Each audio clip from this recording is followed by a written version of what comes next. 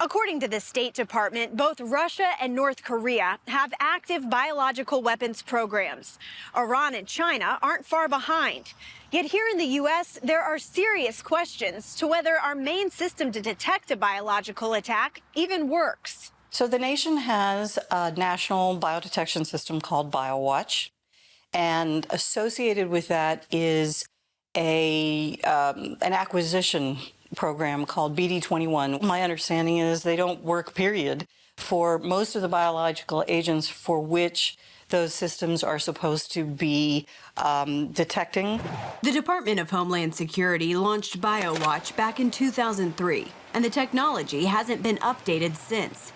Dr. Asha George, Executive Director of the Commission on Biodefense, says it's time for DHS to shut it down. There needs to be some kind of transfer of technology or transfer of mission out of the Department of Homeland Security to somebody else if DHS can't handle it. And if it's a basic science issue, then we need to get the science and technology community, the basic research people back involved to produce something. We recently saw the issues with this detection technology play out when the first U.S. case of COVID-19 was officially confirmed on January 21st, 2020.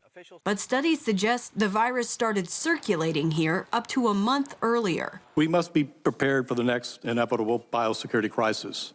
The COVID lessons learned do not teach us the value of preparedness. I do not know what will. Waiting for the next crisis to take action is too late. Experts, including Dr. George, recently testified about biosecurity before the Senate Homeland Security Committee. George pointed out a lack of investment in this area puts the country at an extreme disadvantage. Russia and China are investing billions into their bioeconomy, and part of doing that is investment in protective technologies, vaccines, personal protective equipment, and anything else that will bring the economic aspect of biology in the 21st century up to the next level. One response element in desperate need of funding is the Strategic National Stockpile. The stockpile is postured for a rapid, coordinated response. Originally created to ensure the nation's readiness against agents of bioterrorism like anthrax, SNS has evolved and now also contains stores of vaccines, treatments, and equipment. Yeah, so the Strategic National Stockpile is kind of like a pantry. And just like you're going to make something you don't make that often, but you walk into the pantry and you say, oh, here's my sea salt, and here's my baker's yeast. You go and you pull it off, you use it when you need it. Sticking with that analogy, when we needed the baker's yeast, it had expired. Investment has been sporadic over the years due to a lack of biological threats. Things will get worse than they are right now. Then, when COVID hit, supplies were diminished, expired, or the technology was out of date.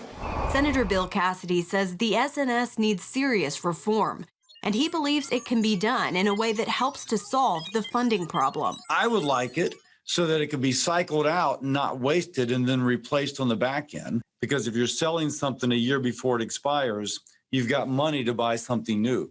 Cassidy says the pandemic is now the playbook for biological warfare, which makes learning quickly from our mistakes a matter of national security. We'll never know for sure whether or not that virus started in a Wuhan lab or just spontaneously occurred. But what we do know is that now our enemies know how to do it. You would come up with the designer virus. You would simultaneously come up with a highly effective vaccine.